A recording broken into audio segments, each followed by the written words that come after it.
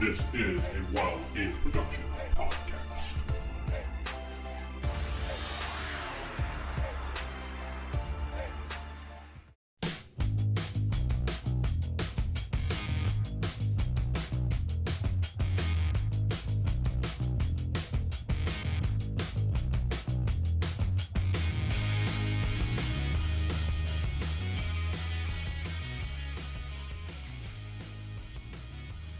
Classic FASERIP podcast. I am Vince, sitting with Keith. Keith, how you doing tonight? I am well, sir. Thank you for having me back.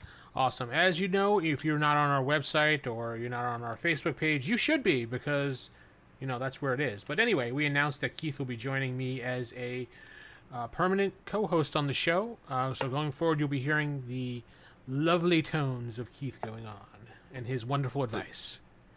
The stylish yet functional advice. Yes. The wonderful advice. So we're in number 11, issue number 11, if you want to do that, because you want to mimic a kind of like a comic book type thing going on here. And we're live also on YouTube, so you can always check us out. And we'll be doing this live on YouTube on a regular basis every time we record, so it's every 2 weeks. So the next one will be sometime at this point in August. Yeah, about August, I'm thinking. But anyway, let's get right to the, let's get into this. So if you want to email us, just hit us up at askthedm@evildm.com. I'm using that email address temporarily while I don't have access to the bullpen one right now. And Matt is out of town, so I'm unable to grab the emails from there except what he forwards to me, and I don't want to keep bothering him over and over, so. And he said he'd set it up when he gets back for me. Anyway. So we have 3 emails coming in, but first, I just wanted to say thank you to Cager Cage, who took the time to jump on iTunes, give us a 5-star review for our podcast. He's from Canada, it says, and he titles it "Love It. Great to see people keeping this great game alive. Keep up the great work. Perhaps record a session or 2 of FASERIP. Thanks." Done that. Check out my actual play podcast. Marvel's X Universe. You can find it on iTunes, Google Play, and all the podcast places where you can find podcasts. It's pretty much anywhere at this point. I've tried to get it to every platform for everybody to use. I didn't want to leave anybody out. You know, sometimes some people like to download it, some people don't, you know, whatever.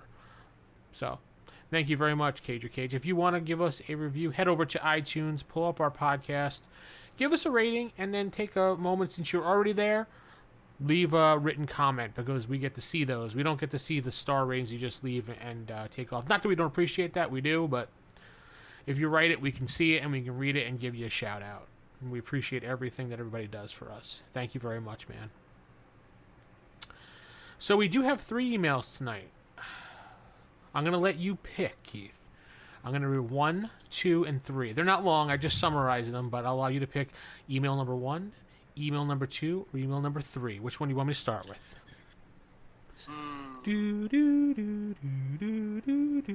I don't know. Let's go with number 2.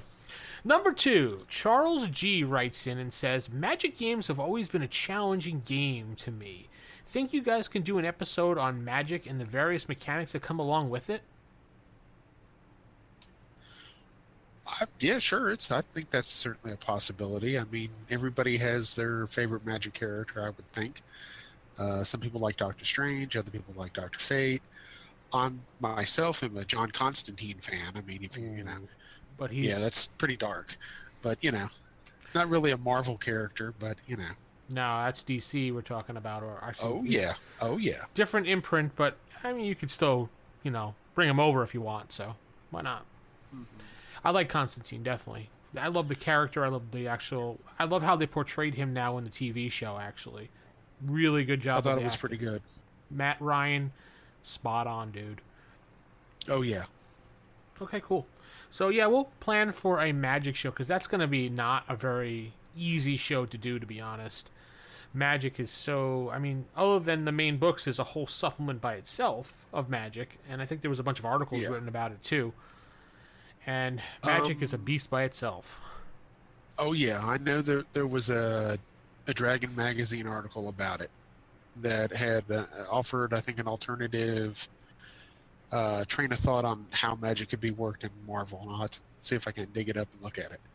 We'll have to we'll have to discuss through email or ever chat what we want to do, what we want to look at as for our source, and what would be the easiest thing for us to cover, because it's going to be looking at Magic itself. I've looked at it in the past because one of my players in my group was like, "Oh, I want to try Magic," and I'm like, and it's just a lot to take in at once. So, Oh yeah. so after I gave him all the books, and I said, "Well, we'll both have to sit down and actually hash this out," because I've never actually played a Magic character myself. I know the rules, but I've never played one. And he's just like, he looked at all the books and was just like, "Yeah, I think I'll just play this." He changed his mind. So, Mutants are good. I don't need Magic. nah. Okay, so we got email number 1 and 3 left. Which one you want me to grab now? They're both just one line summarized, so pretty simple. 3. David D writes in and asked, he wants to know actually, how do player characters actually level up in the game? He was a little confused on that. Well, There really isn't. there's really not a level per se that, there's not a way for people to level, quote unquote.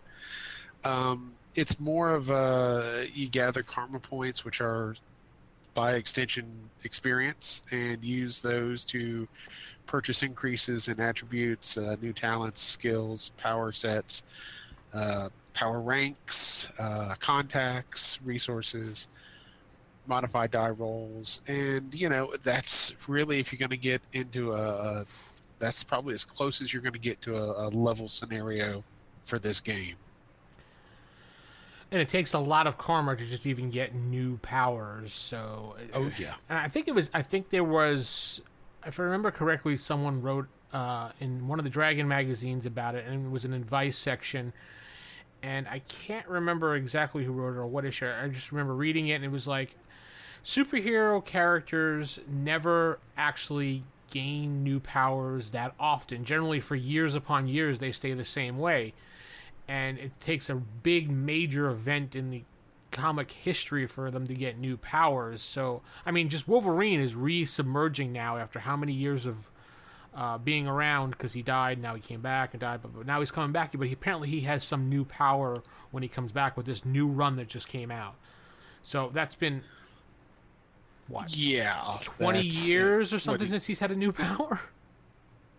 That's one of those things where if you go back and you read the reprints where he appears in the Hulk first, and then you read him coming into the X-Men, and originally it was like he was just this crazy fighter who had adamantium claws. Right. And one of the guy who created him was like, my intention was that the claws were in the gloves, and that he could, anybody could put the gloves on and thus become this ultimate fighter.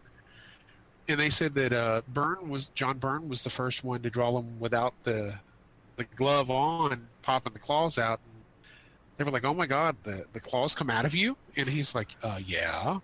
And I'm like, "Well, why didn't you tell us?" He's like, "Well, you never asked."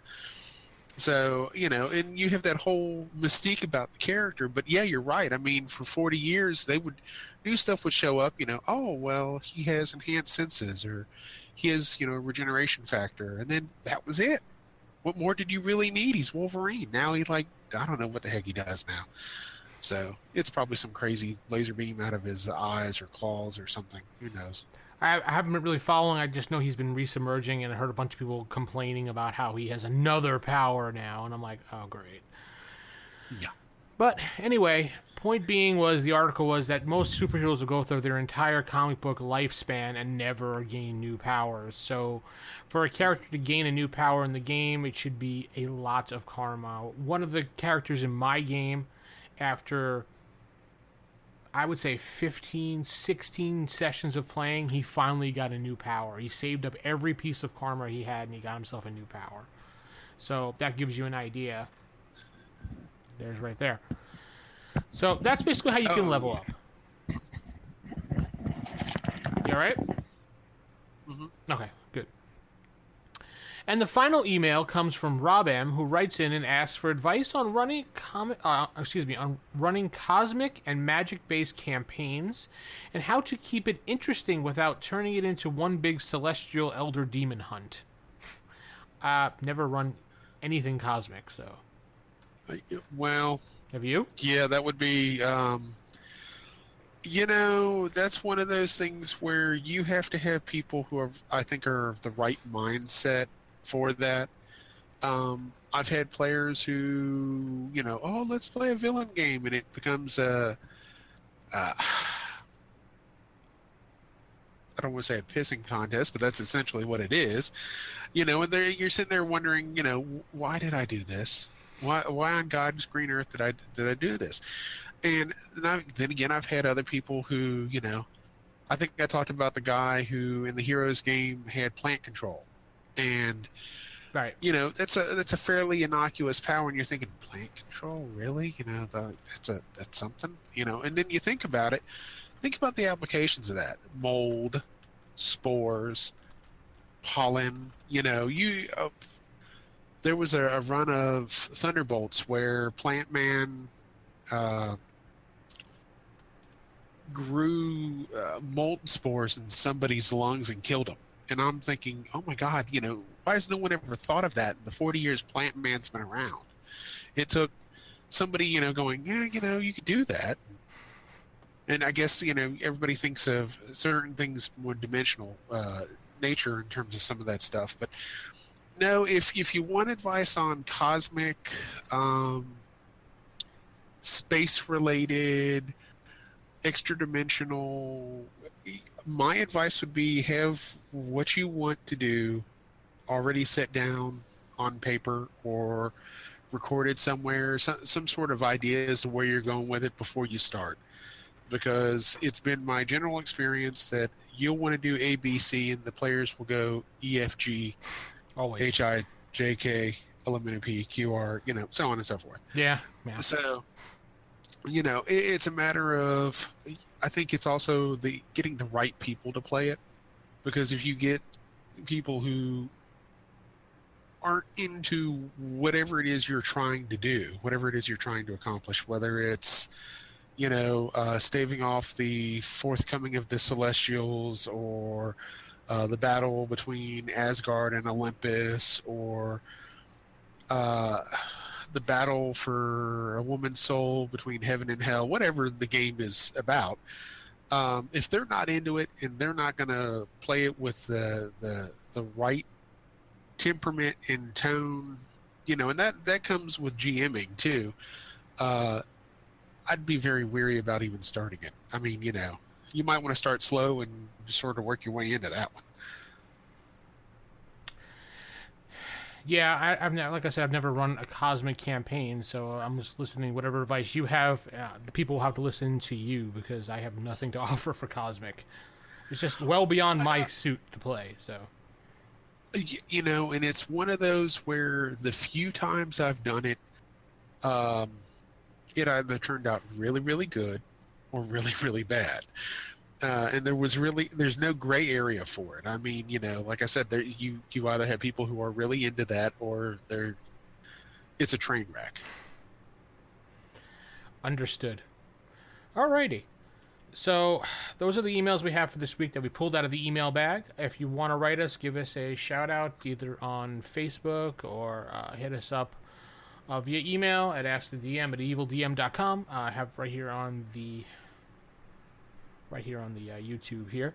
If you look down, just shoot us an email. Right over there. Right over there. Right yeah, there. right there. Yeah. Over there. Or you can head over to classicfaserip.com and click on Contact Us or Contact, and you can send us an email through the email form that they have there. But anyway, let's get on to the main show. Now, Keith, you had picked this topic after we discussed it for a little while back and forth during the last couple of weeks. Team building concepts. Mm-hmm.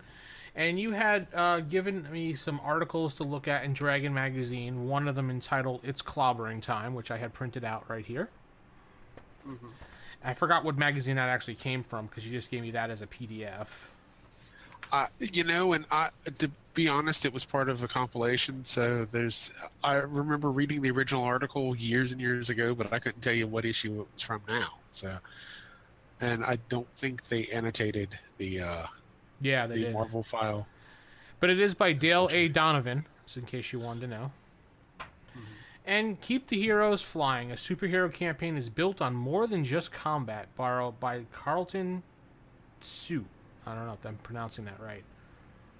Tsui. Sue. Sui? I don't know. But it looks like this. It's a good one. What's that? I said it's a good one. So, if you want your battles to be a little bit more than just run in and attack, these articles will give you some good advice on combat strategy beforehand, kind of breaking it down into different levels of combat categories. For example, and I'll go over them real briefly here before we start, the infantry division of your combat. And yes, they use military terms to explain all this, so it breaks it down really easy for you. And then they break the infantry down past and go to speedsters, how you can use them in combat. Then the airborne division, how to use those. Shock troops, artillery, stealth troops, and mentalists. Special forces and using power stunts is basically how they describe that article. So what made you decide that we wanted to talk about tactics this week? Well, tactics and team building, I think, is something that can be done, and when it's done right, I think it certainly helps the game, as long as you don't have too much overlap. It's like any good role-playing game, whether it's Dungeons & Dragons or Marvel or whatever. I think if you have 6 people playing the same type of character, you have 6 samurais or 6 Jedis or, whoever, you're going to get the same sort of adventure every week. On the other hand, maybe you have, and I think it falls into, for me, the Avengers or the Justice League were good examples of team building. Even back when in the 60s, when they would bring somebody in, you had a very defined leader. You had some loudmouth who would come in and say some stuff to the leader. Usually that was Hawkeye. And then you had, a couple people who you were rooting for, maybe Scarlet Witch, Quicksilver, and you had, this Cap's kooky quartet. Or you had the original 5. Or, when Cap came in issue 4, you had them and Captain America, and it all just flowed pretty well. And the idea that I had was, how many times do we see people just randomly generate a group of characters and nobody has any idea what the guy next to them is playing? Maybe this is more, you see this more at cons nowadays than you do actual campaigns, but I've played in a bunch of games where we randomly rolled up characters and it was like, I have collection, webcasting, and crystallization. Yes! I have no idea what I'm going to do with this, but it sounds exciting, And then you have to spend half an hour trying to read over whatever your power you got in the Ultimate Powers book or the Player's Handbook and try to figure out, how do I make this work,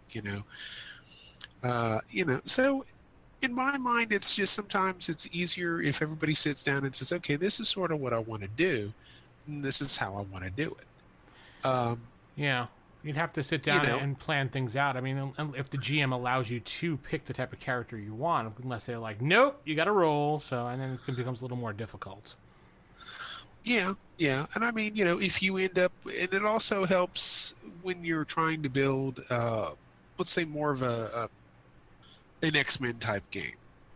Obviously, if you're running a mutant campaign, you're limiting what people are playing, but you don't want everyone to go, oh well, all my characters are, I'm Wolverine, only I shoot laser beams out of my claws, or whatever it is they're doing, or I'm a guy that transforms into metal, just like Colossus, oh come on, give me something a little different, always liked. And I always wished in the movie that Rogue would have gotten super strength just so we could see her like grab a car and flip it sideways or something. Just that momentary burst of, oh my God, the 110-pound girl just threw a Volkswagen half a block. That would be cool, actually. Yeah, I would like to see that. But that's the sort of thing I think that is, as a player and as a GM, you sort of need to be aware of that. Don't make it cookie cutter. obviously, if you have a super speedster, make the super speedster unique in some way. Make them, if you're going to have the guy who's really smart and who builds all the gadgets, make him unique in some way. Don't just, not everybody's a Reed Richards. You know what I mean? Not everybody's a Tony Stark. What if he doesn't have any real money? This guy has maybe typical resources and living out of his parents' basement. And he just, he's got that Peter Parker look and he just can't catch a break. Oh yeah, I can invent a lightsaber. I could build one in my basement, but unfortunately I can't market it because everybody, it's too dangerous. The plasma field will melt your face off within 3 feet. Doesn't have the resources to keep it together. Yeah. That's it. So I mean, and like I said, I just think it leads to more interesting role playing. And the other thing is, I think that when you have a player has some say in what it is that they're doing or what it is they're playing, they're going to have more investment in it. They're going to like it. They're going to be like, oh my God, I can build a lightsaber and I've got the resources and I'm going to use it to cut ham. I don't need it for anything else, just ham. I just need to slice my ham really thin, deli slice. That's all we need. Jeffrey says the article is from Dragon 171. That Jeffrey, he's on top of everything. Well, that's what they're there for. They're there to help us out when we can't figure it out. They'll be like, bam, because they could sit there and do the little research while we can't at the moment. That's it. Give Jeffrey the no prize. I lost it. That's the whole point of it. We're going to send him an empty envelope. It's in the mail. It's in the mail. So I found this article really interesting because it actually made me look at combat from a different point of view now looking at this. Because, as a GM, doing combat since I'm doing heroes as opposed to villains, I have to take combat a little bit differently because I have to think of it from a superhero mindset as opposed to a villain mindset, which most GMs would do. So... thinking about it, I have to be like, well, a superhero wouldn't do this and that, as opposed to a villain be like, I don't care. I'm just going to go, take a building and smash it down to get rid of the heroes. But the heroes have to be like, whoa, I can't do that, especially if I'm a good hero. I mean, there's some bad heroes, obviously, but it just made me think about combat strategy and how I can have my frontline infantrymen going up there they list Captain America, Black Knight, Mockingbird, Black Panther, Wolverine, etc., those type of foot people to run up and kind of distract the people in the front line and get everybody kind of messed around while you have your support teams like the speedsters, Quicksilver, things like that, running around sabotaging things in the background while they're not paying attention. Meanwhile, you have your superhero, your villains or superheroes that are in the air, blasting them from the side while the infantry is taking them out from the front. Then we have, or artillery who's blasting them from behind the lines. And I thought the interesting strategy in here was have the shock troops, which are some people like She-Hulk, The Thing. People go in there and just bash, like Colossus, go right after them, boom. The Thing uses lampposts and telephone poles all the time. That's being told in chat, which he does. He'll just go in there and just beat the crap out of things. And you have your artillery just back up and just like, with their, like Hawkeye stands in the back, blasts them with these arrows and distracts them and blows things up with his arrows. And if they come after him, the infantry, the frontline troops, and the shock troops push them back so he gets to a safe distance and he can start shooting again. I just thought that was a really cool, interesting strategy they had listed here that I've never probably would have thought of. I mean, maybe not even in D&D I would have thought of that, but, you had to get in the right mindset. I think that's taking from wargaming. And that's, the idea of the mage stays in the background, the fighter goes forward and fights. The cleric can do that sort of, that sort of thing. What was I going to say? I've seen people play characters radically different from one way or the other. I think my favorite trick that somebody did with a speedster one time, it was a teenage girl, and they were in a she was a squatter and living homeless, and she's in this grocery store, and the heroes had come in, and they were introducing the character, and they realized she was shoplifting, so they went to go grab her. Not really trying to hurt her, not really realizing what they were up against, and she picks up this bag of rice and sort of tosses it up in the air, and everyone's like, well, okay. So it, goes up, starts coming back down, and she swatted the back of the bag of rice, and it blew out like a shotgun. Nice. Yeah. And, you had rice pellets traveling at, subsonic speeds, peppering people. And she used that as her way of getting away from them, because everybody ducked for cover, and she took off. And I was like, man, that's awesome. How do you, I think it's just a matter of you got to get the right person to play that sort of stuff. Being told in chat, rule number 1, players will always come up with weird crap you have not envisioned. Yeah. Very true. This is very true. Very true. Unfortunately, in my group, the speedster always rolls a 1 when he wants to do anything worthwhile. He usually comes up with something really cool, and then he does it, and he rolls a 1. Now he's to the point that every time we mention something he should do that's cool, he's like, I don't really want to do it. I'm going to roll a 1. And he rolls a 1 all the time. It's like he's jinxed when it comes to those things. Now, just out of curiosity, what's his top speed in the game, or has he figured that out yet? Mach 3, I think it was. Oh, wow. Okay, yeah. I think we compared it when we looked at a couple charts from the book and everything, and it was Mach 3. Okay. So see, that works out. That's one of those things where obviously, you've allowed him some freedom of that stuff and letting him, so to say, giving him enough rope to hang himself. So, as all good villains will eventually do. See, the thing is that he's running a lot at Mach 3 and not realizing what Mach 3 does to the surrounding areas every time he runs.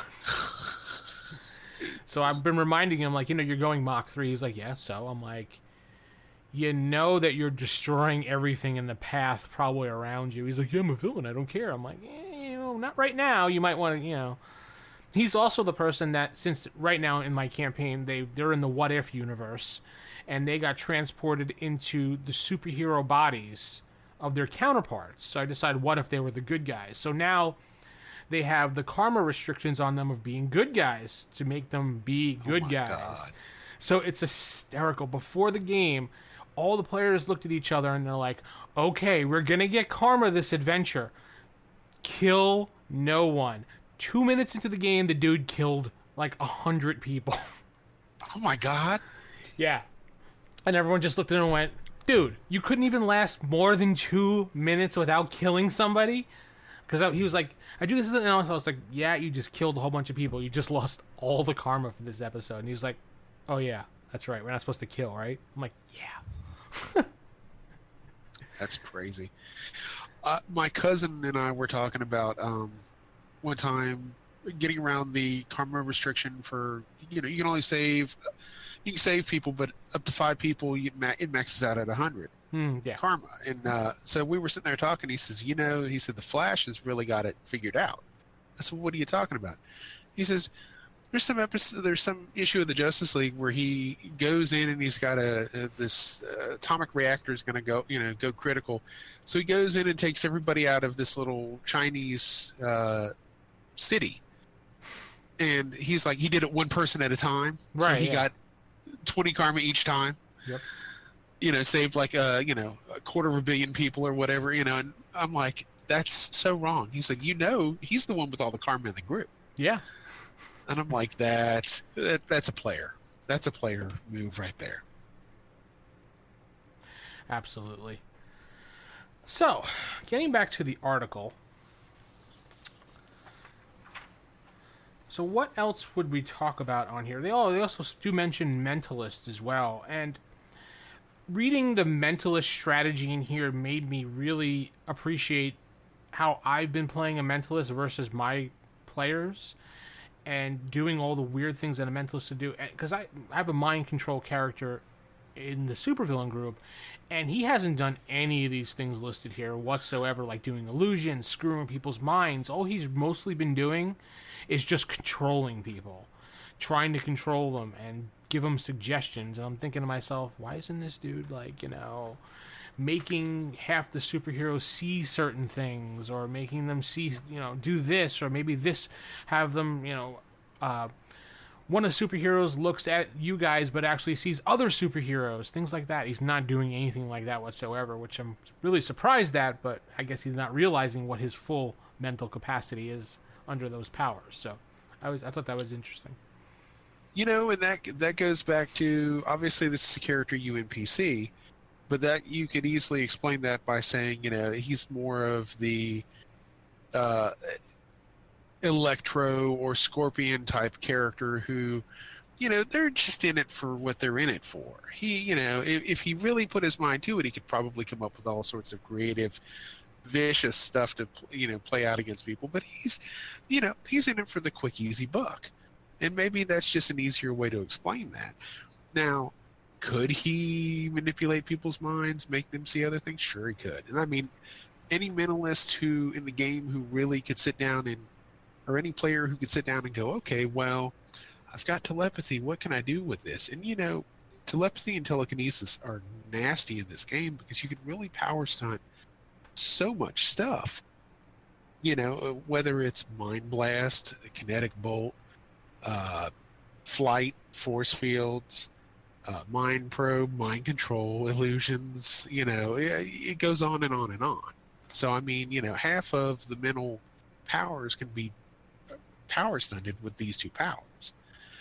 And, just being able to, having that spin on it, or sitting down and giving some thought and working out with a player what exactly it is they're wanting to do and how they're wanting to do it, I think, it helps towards the team building. I think you get into that.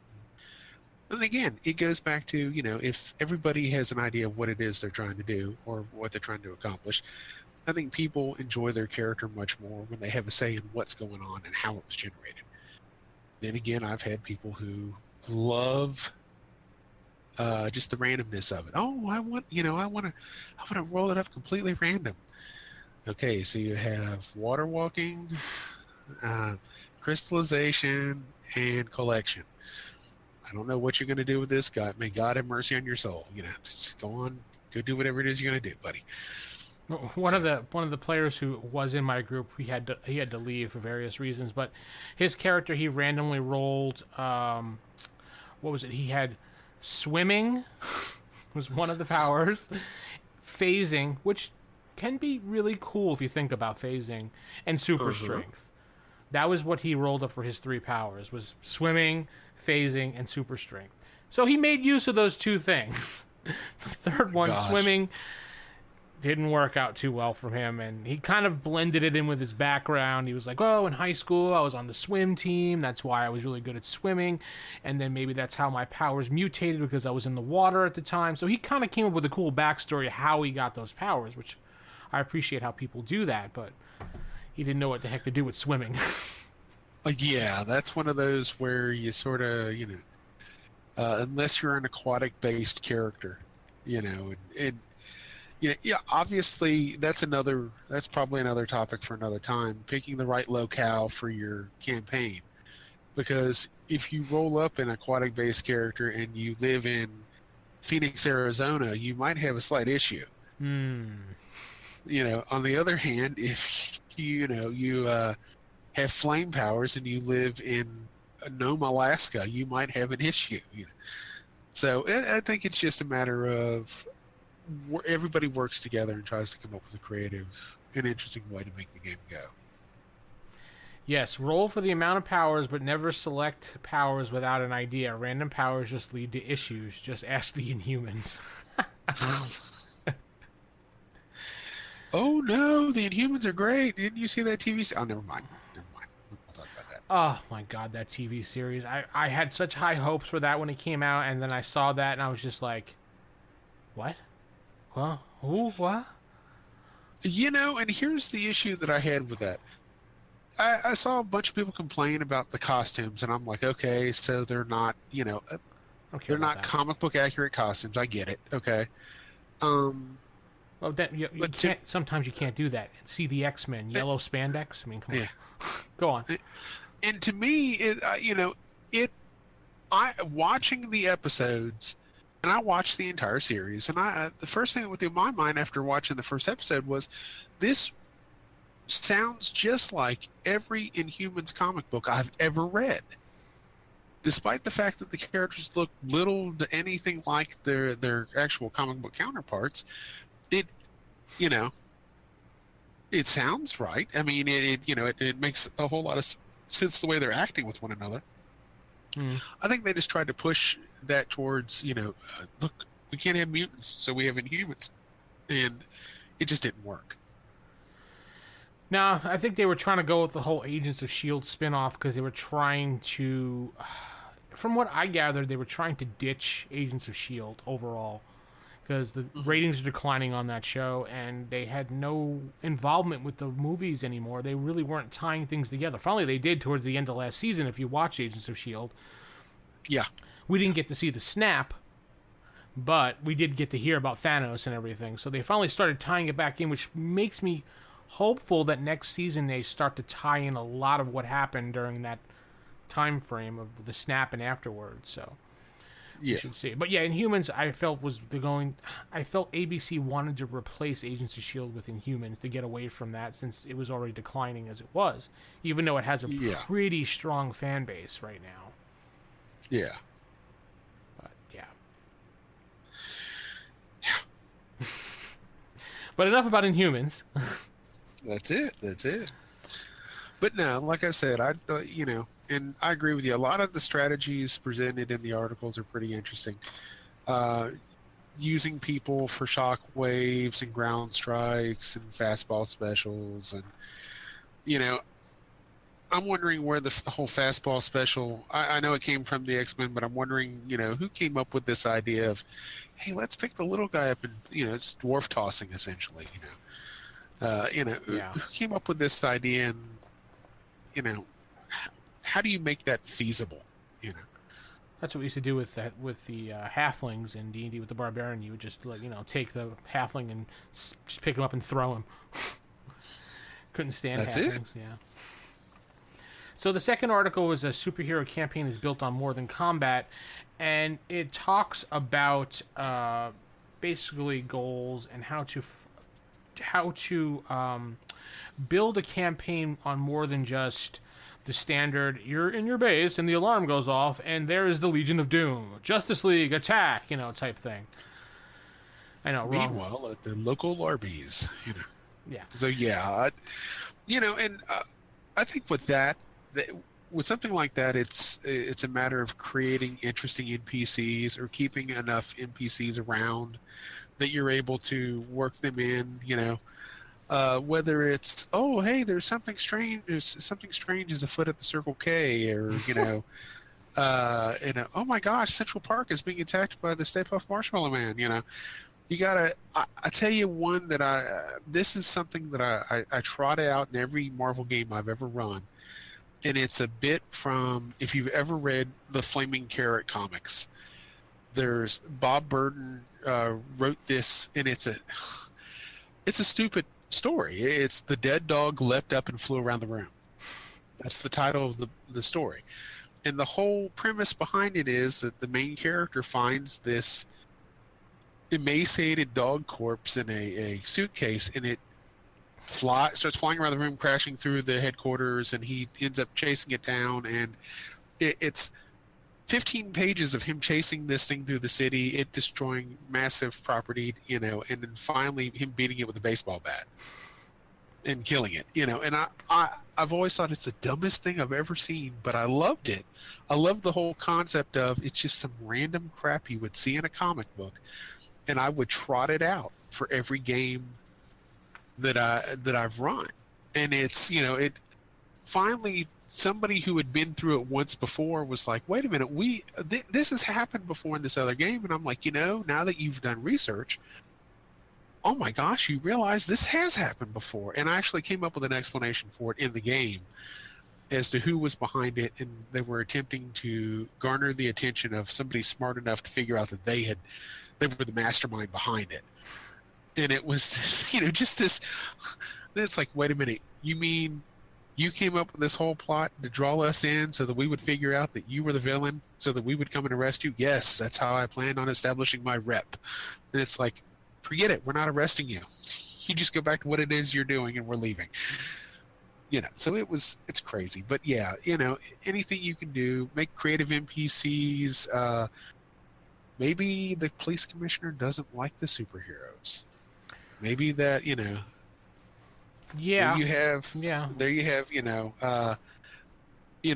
heaven forbid the cops actually have to deal with this sort of stuff, and that's another thing you never really see in the games, and you never really see it in the comic books either, when you do, it's few and far between. Everybody just nowadays is like, everybody's got a police commission, a James Gordon type character that they're hanging on to, or that they're friends with, or whatever. And what if the cops don't like you? What if the cops just don't like the idea of, I don't know, Captain Chaos suddenly showing up in Metro City and fighting crime? Who needs this costume vigilante? That's more paperwork for me. I don't like this guy. And then you got to deal with that.